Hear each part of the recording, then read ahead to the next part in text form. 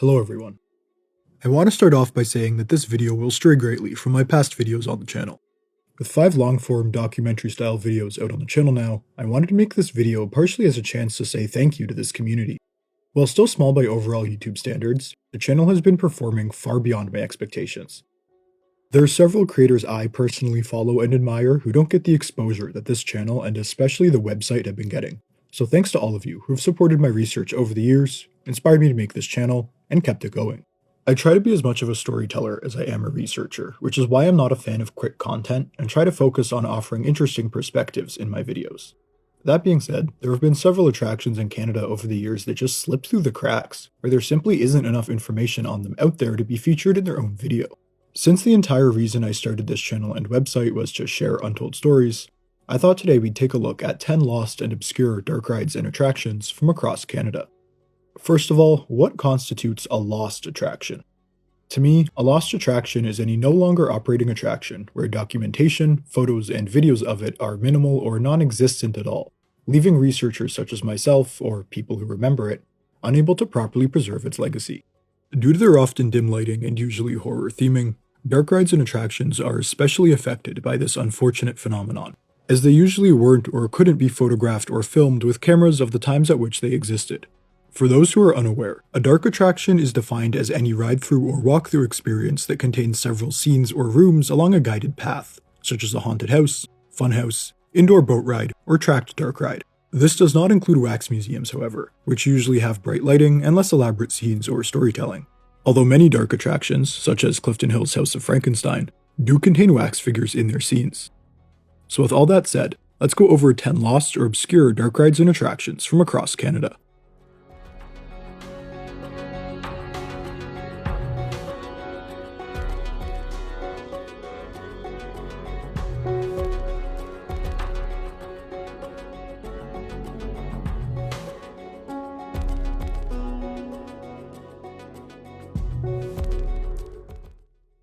For our first entry, we'll be starting off in the city where this channel is unofficially based, Canada's undisputed amusement capital, Niagara Falls.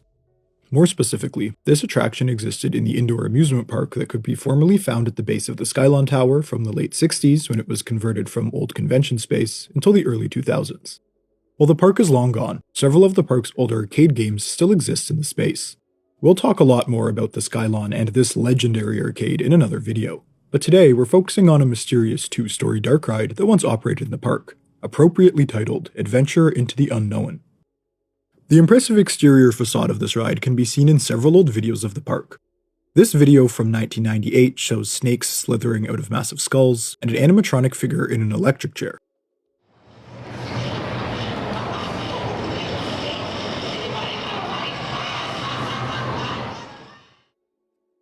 This figure would be referred to as a Barker figure, an industry term for an animated figure outside an attraction that teases the contents inside, enticing customers in, a term that calls back to the old sideshow Barkers at traveling carnivals. This particular figure appears to be the art style of Life Formations, an animatronics company founded in the 1990s whose work can also be found at the House of Frankenstein and Louis Tussauds Wax Museum. This ride dates back much further than that, however, opening sometime in early 1975. And in this 1994 video, we can see an older version of the facade without the electric chair, where the load station is actually enclosed behind the facade. In the photos from the later facade, we can see the ride cars here are distinctly from an Italian company called Barbasson.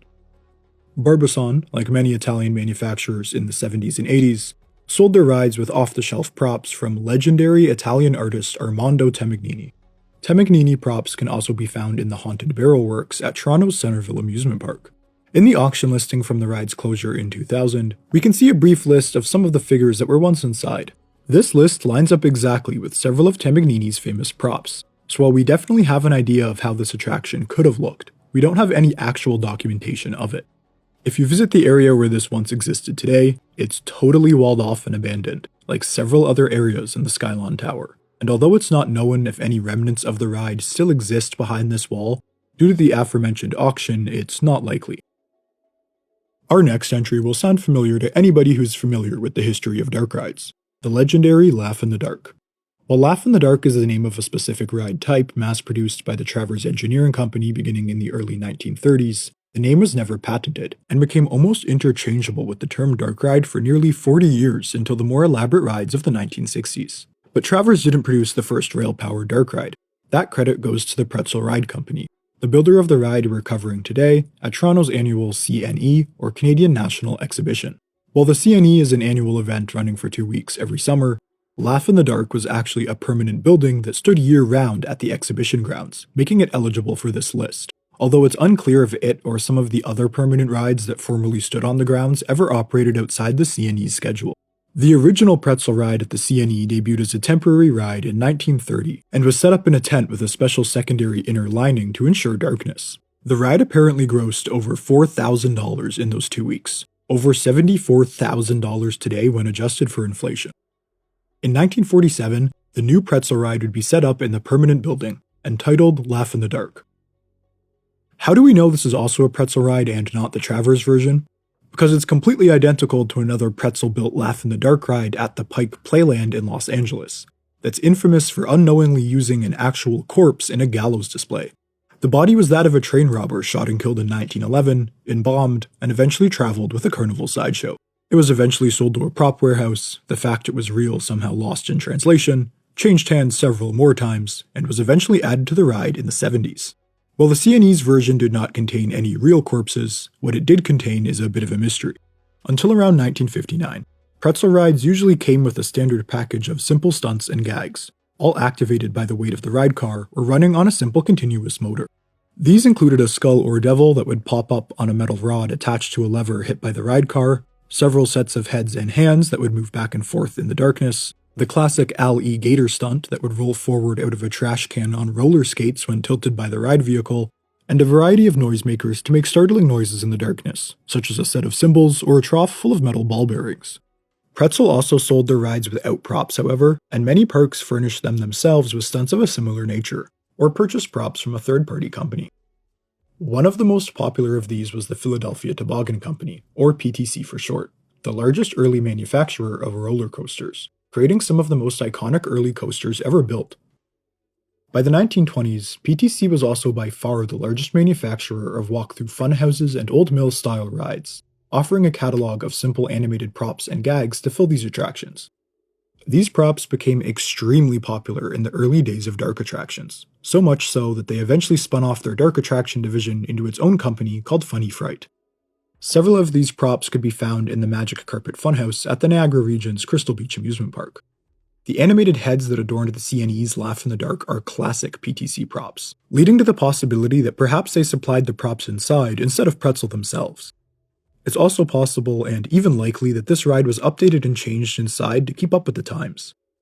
We can see here in this 1960s photo that the ride has a strange cow-themed facade, adorned with cows that match ones in this Funny Fright catalog. It appears towards this ride's final days in the 70s, there were some strange Barker figures out on the facade, such as a witch, a dragon head, and something that looks like a cross between a polar bear and Alf. Laff in the Dark was demolished in 1977, taking with it the secrets of its contents. Our next ride finds us in Quebec, at the former Belmont Park that once stood in Montreal. Belmont was once home to several obscure dark attractions that could have easily made this list. However, I want to focus on one in particular due to the uniqueness of its theming. The Lost River was a jungle-themed boat ride built in an enclosed building by legendary dark ride artist Bill Tracy. Tracy was by far the biggest name in North America for dark ride props and artwork in the 1960s, and worked with several companies over the years. In this 1963 catalog from Tracy's company Outdoor Dimensional Display, we can see the Lost River listed as one of the packaged ride models for sale. While Belmont's version of the ride wouldn't open until 4 years later in 1967, this catalog takes us through at least the initially offered version of the attraction. We can see several props such as the Nile Queen, a mermaid sitting on the head of a hippo which rose out of the water, an explorer comically saving another who's been swallowed by a crocodile, swinging apes, singing skulls on spears, and unfortunately, a variety of very 1960s depictions of tribal people that were obviously intended to be lighthearted, but have aged just about as well as a glass of warm milk left out on the counter. The same catalog also describes several other props not shown, such as Tracy's famous swamp ghost prop, vultures, bats, and even a man-eating praying mantis. What's interesting is that it states that this ride could also be an overlay for existing mill chute and old mill style rides, which from my research seems to have been the case in most instances, such as Hershey Park's legendary version. That being said, I can't find any evidence of an old mill existing at Belmont before the Lost River, so I don't believe this was a retheme of any kind. The catalog also states it could be adapted as a tracked ride, but the fact that Belmont's version retained the intended Lost River name makes me believe this was most likely constructed as a boat ride. The ride closed in 1983 along with the rest of Belmont. Recollections of it becoming blurred in guests' memories with the park's several other dark attractions, one of which Tracy also designed, and the Lost River finally fulfilled the prophecy of its name. Our next entry on this list might be the strangest. In the popular tourist destination of Cavendish Beach, PEI, there was once a beloved theme park called Rainbow Valley. Rainbow Valley was a family-run park renowned and beloved for its attention to detail, family atmosphere, and positive work environment. In the early 90s, an attraction simply titled Dark Ride was built in-house at the park, with the founder's wife sculpting the faces for the characters and the park programming the animation themselves. The ride followed the story of rum runners, a legendary part of Atlantic Canada's history. During alcohol prohibition in the 1930s, people who bootlegged and smuggled alcohol were known as rum runners, with the East Coast's many beaches and naval ports being the perfect entry point for alcohol into Canada during those years. This made it the perfect comedic and fitting story for Rainbow Valley to base their ride on. The ride itself was similar to Disney's Carousel of Progress, but rather than rotating around the stationary stage scenes like the Carousel of Progress, guests sat in a motion simulator resembling a boat with an animatronic captain. The scenes would revolve in front of the boat, making it appear as if you were sailing out to sea, coming back into port, or sailing alongside the shore. While there is limited footage of this ride thanks to a documentary on the park that was filmed during its final season in 2005, the majority of it hasn't resurfaced, which is really too bad because it seems immersive, funny, and is fondly remembered by fans of the park. I would never lie to you, my snookums. And if this here is rum, may lightning strike me right where I stand. The park closed in 2005 after its founder, Earl Davidson, retired and decided to sell the land to Parks Canada to preserve its beauty and prevent an unsightly development from replacing the park.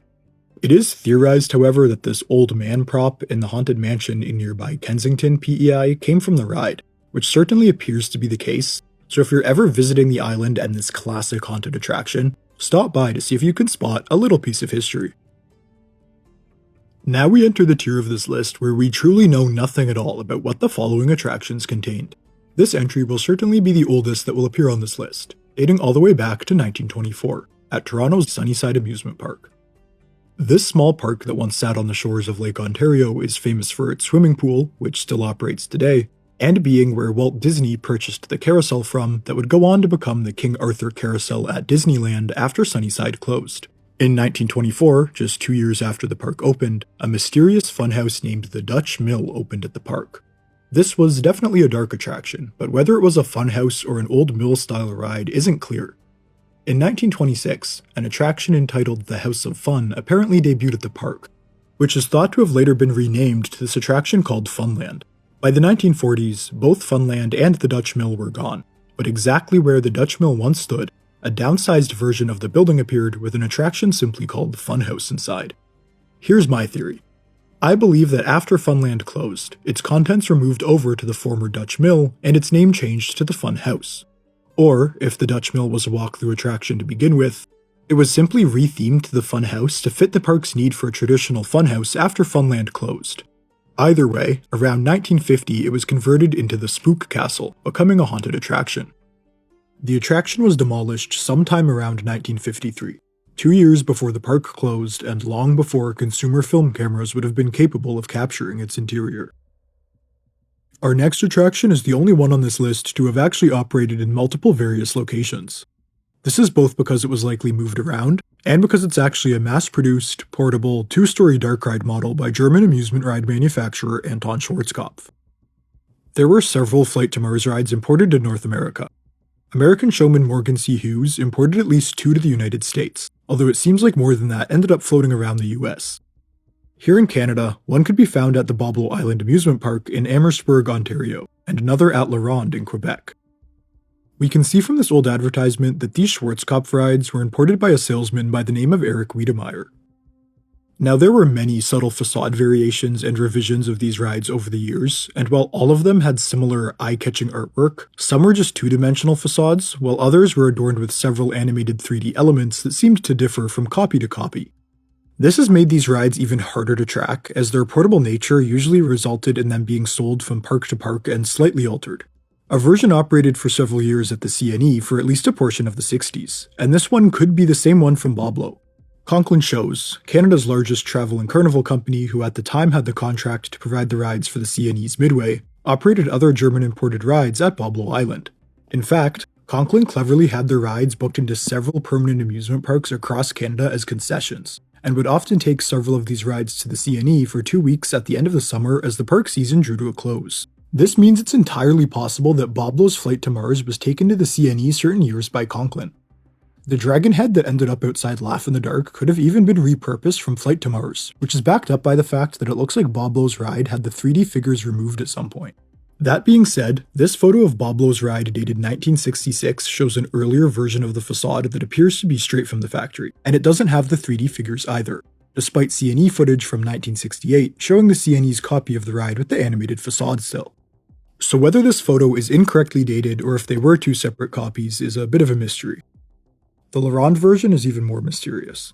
We can see here in 1967 that it had a special French title, Voyage à la Lune, but by 1969 it had been renamed to just Flight to Mars. It closed in 1971, and while a version of the ride also strangely named Voyage à la Lune appeared at Paragon Park in Ohio of all places, we know Laurent's version had the name changed before it closed, unless they also bought the original signage when they bought the ride and later reinstalled it. There's a video of a version of the ride at the State Fair of Texas in 2003 that at least gives us an idea of the track layout that these rides had, but unfortunately, all of the props have been replaced with off-the-shelf movie monster props by the time this video was shot. The props that Schwarzkopf rides came outfitted with are extremely obscure, with very little known documentation, meaning that if the Flight to Mars rides ever contained any unique props or artwork, we'll likely never see them. Our next attraction on this list wasn't located in an amusement park. Rather, it was a humble, roadside attraction that didn't even exist in a popular amusement area. This is the House of Haunts that was formerly located in Gananoque, a small town in Ontario's picturesque Thousand Islands region. For those of you who aren't familiar with the area, the Thousand Islands is a cluster of small islands on the St. Lawrence River, and while always popular with tourism, isn't exactly known for supplementing that demand with amusement attractions. In this rare case, the House of Haunts was located on the shores of the St. Lawrence at the town's boat launch, capitalizing on tourists taking boat tours of the islands. This attraction opened sometime between the late 60s to early 80s, and closed sometime in the early 2000s, with even the exact years it operated being unknown. The only evidence this attraction ever existed at all, in fact, is a souvenir pendant that was assumingly sold in the gift shop, a postcard, and a brochure pamphlet that does thankfully describe some of the attraction itself. The brochure states the attraction consisted of, quote, 20 amazing automated displays, with your tour being led by a ghost host. Now, whether this was a disembodied voice like the ghost host at Disney's Haunted Mansion or an actual tour guide isn't clear, but memories of Thousand Islands locals remember this attraction actually being pretty intense. Some of the scenes apparently included an exorcist scene, the grave of the living dead, and the family skeleton, which I assume is this piano-playing skeleton that people remember being located at the end of the attraction as a sort of comic relief. This exists as the only interior photo of this place that surfaced, as it's also the one featured on the aforementioned postcard, albeit at least in color. According to the same brochure, the attraction also contained a souvenir store and a restaurant with a full patio. If you visit the building today, while the souvenir store and restaurant remain without the horror theming, the rest of the building is now the offices for a boat tour company. This building is obviously much older than the House of Haunts would have been, however, and now that the horror facade has been removed, we can see the year 1883 above the door and the word customs in the masonry, implying that this was likely built as a customs office for people crossing the border over the St. Lawrence River. It's ironic that this building no longer has any remnant at all of being the House of Haunts, but still carries the identity of whatever it was 100 years before. With that, the House of Haunts remains as no more than an obscure footnote in the history of Canadian haunted attractions. Now we move from the obscure to the downright forgotten. This next attraction isn't just lost, the entire amusement park it existed in is lost. And I don't just mean in the sense that it's gone and there's very little documentation of it. I mean that we don't know what attractions it had, when it was open, or where it was even located. All we have is this extremely rare brochure that I noticed surfaced on eBay for a park named Pinehills Playland near Brackley Beach, PEI. It does contain some very limited photos of the park, including this presumably animated Dracula figure rising out of a casket. On the back, we can read that the park apparently contained the haunted cave and gallery. Now, whether they mean the gallery is part of the haunted attraction, a separate exhibit museum, a gallery as in shooting gallery game, or something else entirely isn't specified. The park allegedly also contained a gallery of prime ministers, which sounds like a wax museum, a giant slide, and a mini golf, the latter two which there is a photo of on the front of the brochure. It states the park apparently contained more attractions as well, but they unfortunately aren't specified. If you Google this park today, you will find absolutely nothing. No photos, videos, promotional material, business records, land records, or even guest recollections. While there's strangely no address on the brochure, there is thankfully pretty specific directions to the park. It apparently existed on Route 15 near Route 6, at Harrington near Brackley Beach. Harrington is the small settlement about the size of a single intersection along Route 15, which intersects with Route 6 about 1.5 miles up the road. Now, at the intersection of Route 15 and Route 6, there is a giant plot of cleared but empty land, but the brochure states the attraction was near Route 6 and at Harrington. Down in Harrington, there's an RV park called Pinehills RV Park. Now, this place doesn't look too old, and looking at business records, we can see it was incorporated in 1990. This definitely puts this as a contender for this park's location, as the fact there's nothing on this place out there at all tells me it was probably pretty short-lived and closed a very long time ago. Finally, the brochure states it was located 8 miles from Charlottetown and 20 miles from Cavendish Beach, which fits the location of the Pinehills RV Park almost exactly, leading me to believe that this is almost definitely where this park used to sit. I'm mainly including this entry in this video so that someone who remembers this place and the haunted cave will come forward and share some details. I think it's a shame that a lot of these smaller, family-run parks across Canada really weren't documented very well aside from a few exceptions like the aforementioned Rainbow Valley, which definitely would have been a steep source of competition for this place. With all traces of it gone and cleared from the site of the RV park, I hope someone who visited comes forward with a better description of Pinehills Playland and the haunted cave. Now, this next attraction is perhaps the most obscure on this list, because it's entirely possible that it never even existed at all. That's also why I won't be taking the top spot on this list, simply because it can't even be proven that it was its own attraction. Millions of Ontarians remember the absolutely beloved Wilderness Adventure Ride at Toronto's Ontario Place. This was a flume ride fully themed to Ontario's north, with elaborate wilderness theming and dozens of animatronic figures, such as woodland creatures, loggers, natives, and a lift hill up a mine shaft full of workers. This ride and its eventual abandonment in 2011 along with the rest of Ontario Place have been covered extensively online. But what I've never heard mentioned by anybody else is that there may have been a walkthrough companion to this attraction. To explain how this could be the case, we need to go back to before the Wilderness Adventure Ride opened in 1985, all the way back to when Ontario Place opened in 1971. It's important to note that Ontario Place was not built as a theme park, even though it devolved into one later on, which we'll touch on shortly, rather beginning as an educational and recreational park funded by the Ontario government that also had amusement offerings such as an arcade, a water park, and the Cinesphere IMAX Theatre. In 1980, the West Island, which was formerly allotted as picnic space that could be used for potential expansion later on, became the Ontario North Now section of the park. Initially, the picnic grounds remained, but 8 connected silos were built as the centerpiece of the area, containing a walkthrough exhibit from silo to silo showcasing a simulation of the Northern Lights, information on Northern Ontario's natural resources, and Indigenous artwork. In 1985, Muskeg Pete's Main Street, a small recreation of a turn-of-the-century trading outpost, would be added to the Ontario North Now area around the silos, and it was also at this point that the Wilderness Adventure Ride debuted. This is where some fans of the park claim its descent into a theme park began, but as a kid growing up, this ride was absolutely mind-blowing. To me, this was edutainment, an industry term for educational entertainment, at its absolute finest, educating about Ontario's natural beauty and resources in the most exciting and immersive way possible. It was when the flume ride opened that changes came to the Ontario North Now exhibit itself. All mentions of the recreation of the Northern Lights disappear after 1985, and we can see this building was added between several of the silos. It's also at this time that mentions of a walk through a recreation of a mine with a simulated elevator to a mine shaft begin, which is what we'll be focusing on today. It looks like prior to the 1985 editions, you traveled through the silos linearly, starting here and ending here. I assume this short, large silo is where the recreation of the Northern Lights existed. After 1985, you entered and exited the attraction from the new building, traveling through the silos from this central point. It's possible that when this occurred, this large, short silo and its smaller entrance building became this mysterious mine attraction, replacing the Northern Lights replica. I can find absolutely nothing on this attraction. There was a gold panning attraction where kids could sift through fine rocks for fake gold in a water trough, but I wouldn't call that a simulated mine.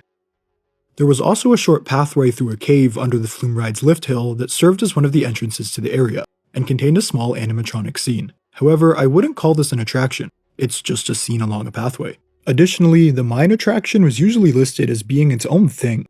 The park's executives championed that the Wilderness Adventure Ride had been the park's only true success in the 80s, and pushed the government of Ontario to grant money for a tracked dark ride companion to the Flume Ride. However, this unfortunately never came to fruition.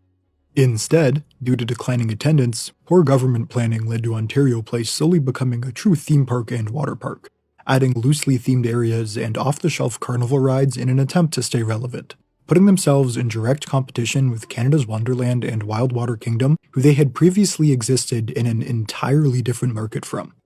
With the edutainment angle completely dropped, it was during this period that the large silo, along with its entrance building, was turned into a motion simulator ride called Sea Trek. This is a special tactical bulletin from Command Central. You could win family season passes and play all-day passes to Ontario Place, home of this thrilling new Sea Trek attraction. All hands, listen up. This is further proof that the large silo may have been isolated from the rest of Ontario North now even before this, back in 1985, if this was the location of the mine attraction. Though not educational at all, Sea Trek was actually one of the better themed offerings of Ontario Place's theme park era, and included a simulation of a diving bell down to a sea base before entering the theater. This sounds like it could have used repurposed technology from the simulated mine elevator mentioned earlier, and presumably existed here in this entry building. Interestingly enough, mentions of the mine attraction stop right around when Sea Trek opened. A year later, the Ontario North Now exhibit was turned into an attraction called the Mega Maze, and the whole area rebranded as the Adventure Island. There was a small attempt to bring an edutainment aspect back to the area in the 2000s, with the Sea Trek ride film being replaced with a film named Ecozone, and the Mega Maze turned into the Wild World of Weather exhibit, but it wouldn't solve the park's identity crisis, and it would be completely abandoned by the government in 2011, left to rot away for well over a decade.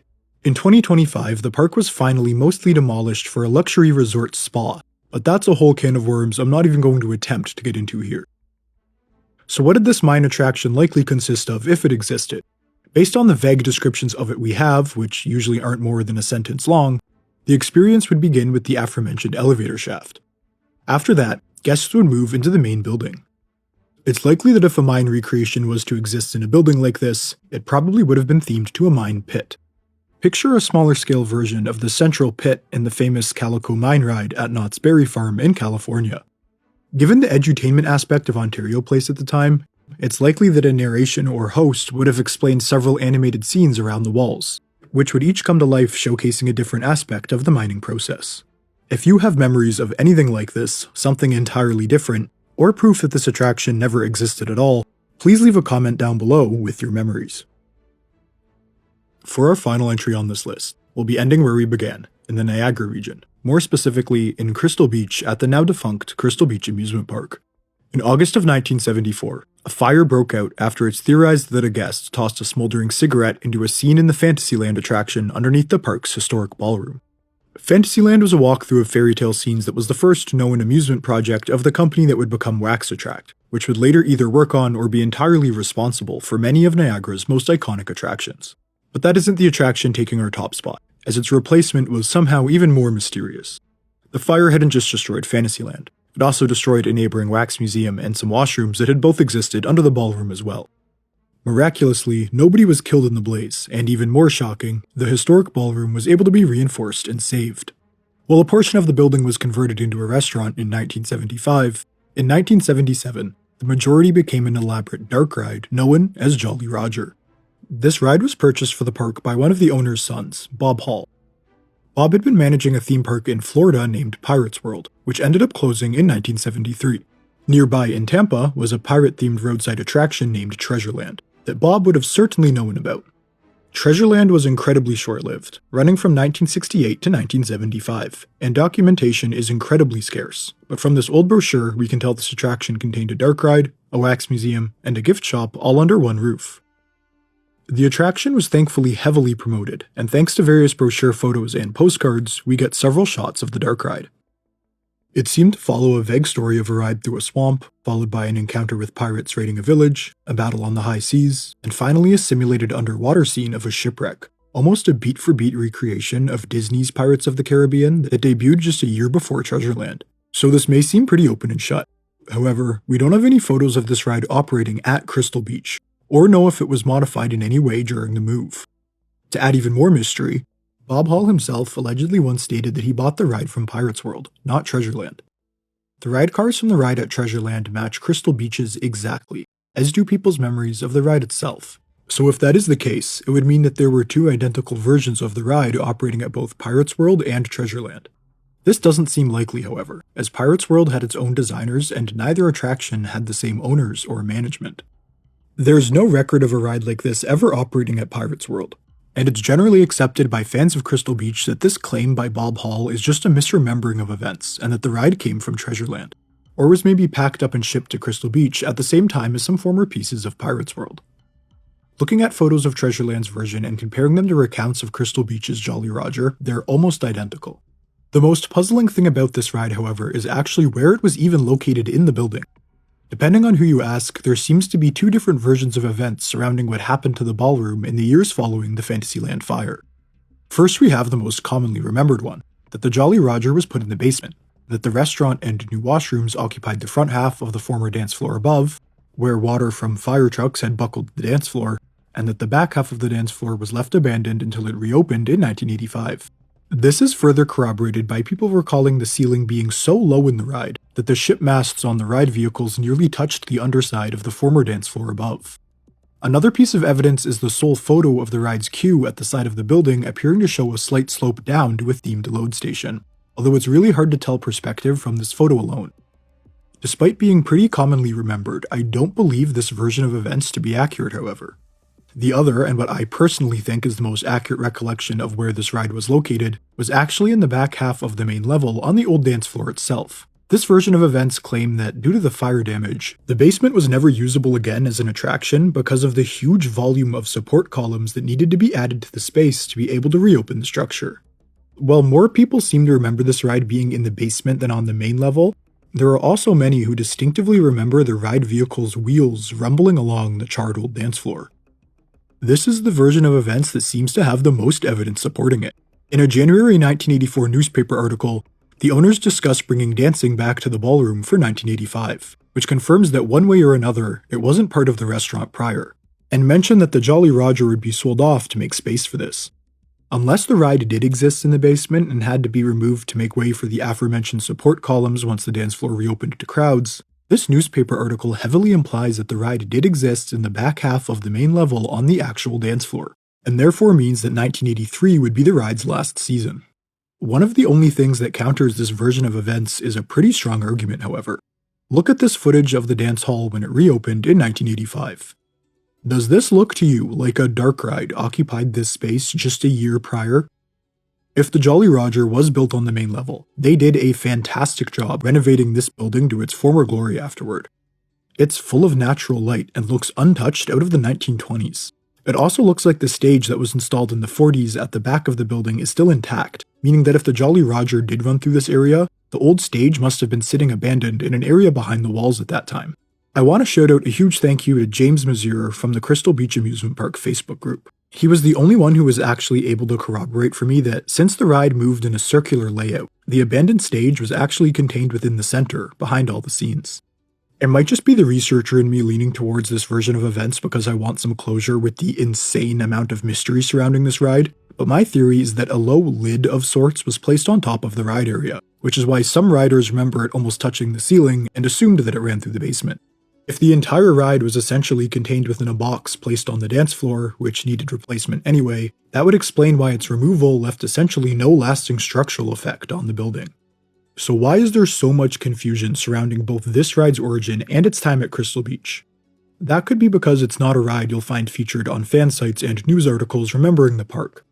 Apparently the ride was extremely unpopular when it debuted at Crystal Beach. It failed to secure repeat riders, and after only the first year of operation, it became known as a walk-right-on attraction, with no line or wait time. Some sources say that within just a couple years, the park had enough, and allegedly the ride was closed in the late 70s. That being said, while no longer actively promoted on park brochures and sometimes even maps, mentions and memories of it continue into the mid-80s, which is corroborated by the aforementioned newspaper article. Strangely, however, around the same time, something called Pirate's Voyage starts being mentioned in park promotional material. There was a classic swinging pirate ship ride in the park, but this seems to have never been known as Pirate's Voyage, simply being referred to as Pirate or the Pirate Swing. This only adds to this ride's mystery, as we don't even really know when it closed if it relocated. So if this ride looks this impressive and elaborate, especially for a small park, then why on earth was it so unpopular? I think that answer is actually a pretty complex one. First of all, people who do remember this ride remember it being extremely slow. The ride cars didn't stop when passing through the load station, moving incredibly slowly to allow for smooth loading and unloading. However, they maintained this speed for the entire duration of the ride. As a result, unless you were riding it as a chance to make out, this ride is remembered as essentially just something you had to sit through. Some people even remember it being converted to a walk-through attraction to solve the pacing issue. It's fully possible that this is when the ride was renamed Pirate's Voyage, and it could have actually lasted as long as the park did if it was relocated. Most importantly, dark ride and animation technology progressed extremely fast from the 1960s to 1970s. When this ride was originally built at Treasureland, the only comparable experience would have been the brand new Pirates of the Caribbean at Disneyland on the opposite side of the country. Disney World wouldn't even open until 1971, and when it did, their version of Pirates wouldn't open for another 2 years. At the time, the old Pretzel and Travers Engineering dark rides were still the industry standard. Sure, props and scenery had come a long way thanks to the likes of aforementioned artists like Bill Tracy and Armando Tamagnini, but large, immersive displays like this were still extremely rare. Fast forward to not even a decade later in 1977, and you have similar dark rides at several regional theme parks across North America, such as Six Flags and Kings Island. Programmable animatronic figures were also just starting to take off. While Disney's figures had now been broadcast on television across the world, and several companies in the US were just forming, here in Niagara Falls, programmed animated figures capable of unique and detailed movements had already been in Clifton Hill attractions for 6 years since the House of Frankenstein opened. This means many of the park's guests would have both recognized this ride as a bit of a ripoff of Disney's Pirates due to its impact on pop culture by that point, and also seen more elaborate and impressive sets and animated figures elsewhere in their hometown. When you're a local walking down the street to meet your buddies for a burger on Clifton Hill, and pass by animated movie monsters capable of talking and interacting with each other, a slow ride past aging scenes of department store window animation seems like a waste of time and money. This is really too bad because this ride was still extremely impressive for the time at which it was built, and looking at it through a historical lens now, was one of the first fully immersive dark rides. Which brings me to the final reason why I think this ride failed: park identity. I think this was simply the wrong attraction for the wrong park at the wrong time. By the 1970s, Crystal Beach was already a legacy park, a beloved, old-school, local park that relied on a quaint, antique charm to draw in guests. It even had a Travers Laff in the Dark ride from 1936 that remained one of the park's most popular attractions until Crystal Beach's final day in 1989. I think the park just bit off more than it could chew with Jolly Roger. Wherever it was located in the building, it was too big a ride to squeeze hidden either under or in the back half of the ballroom. Regardless of which of those is true, guests literally recount the ship masts on the ride vehicles scraping the underside of whatever ceiling was above it, and while I'm sure that's hyperbole, it seems like these massive show scenes and ride vehicles would feel very claustrophobic in either an aging basement or a plywood box on a crusty dance floor. There's even rumors that the park specifically chose a dark ride for the space so they could paint surfaces black to hide just how extensive the fire damage really was. They used the same tactic with the restaurant next door, which was circus themed, and covered all the walls and ceilings in striped circus tent fabric. So in summary, the reason this ride is taking the top spot on this list is because here we have a major dark ride, fully themed from floor to ceiling and incredibly ahead of its time. But we don't have any photos or footage of it operating at the park, clear years that it operated between, there's conflicting reports about where in the building it was even installed, and at some point it may have been retooled or even moved to become a walk-through attraction. And the cherry on top of all of that is unsubstantiated claims by the person who brought the ride to Crystal Beach himself, that the version we do have photos of isn't even the one that was bought by the park. All we really do know about this ride's existence at Crystal Beach is the building it existed in a portion of, and the fact it was essentially only popular as a kissing booth. While replacing one family-friendly dark attraction with another when they lost Fantasyland sounds good on paper, the result in this case was a ride too complex to fit in with the park's nostalgic charm, but too cheesy to be thrilling. On top of all of that, it was shoved somewhere into a historic, heavily damaged structure that made its addition feel disrespectful to both the building and the ride itself. As a result of its unpopularity, none of the numerous documentaries on the park even mention it. And unlike many other Crystal Beach artifacts, no complete props from it have resurfaced around the area. Somebody has this two-dimensional pirate relief off of a sign from the ride, and a separate collector has this head which is thought but unconfirmed to be from the ride. I'd say based on how similar it looks to the pirates at Treasureland that it probably is. And I love the numerous staples from all the times the clothes were removed and reattached for maintenance over the years. But aside from that, the Jolly Roger, which nobody apparently cared to photograph or film the interior of, remains as nothing more than a strange and perhaps an unfairly misunderstood part of Canadian amusement history. If you stuck it out to the end of this video, I just wanted to thank you for your support and I hope you enjoyed. Which of these attractions is the one you want to see something surface on the most? Let me know if you guys enjoyed this video. I'm going back to making more documentary-style deep dives into attractions for now, but we really only scratched the surface of obscure Canadian dark attractions. With the whole point of this channel and website being to shine light on these lesser-known Canadian attractions, I would love to make a part 2 to this video. I mean, I could probably even make an entire video on Lost Niagara Falls attractions alone. If you have memories or any further information on any of the attractions we discussed in this video, please leave a comment down below, as the memories of people who visited attractions have always been the greatest research tool in the creation of my website and YouTube channel. If you enjoyed this video and want to learn more about Canadian dark rides and other attractions, check out my website, Canadian Amusement History. There you can view history pages on attractions, view historical photos and videos, and more. Thanks again to all of you for supporting this channel. All of you who have contacted me with your warm memories of attractions are the reason I do this, and even if you're someone who's just here to learn, I'm honored that you let me tell those stories. Thank you for watching.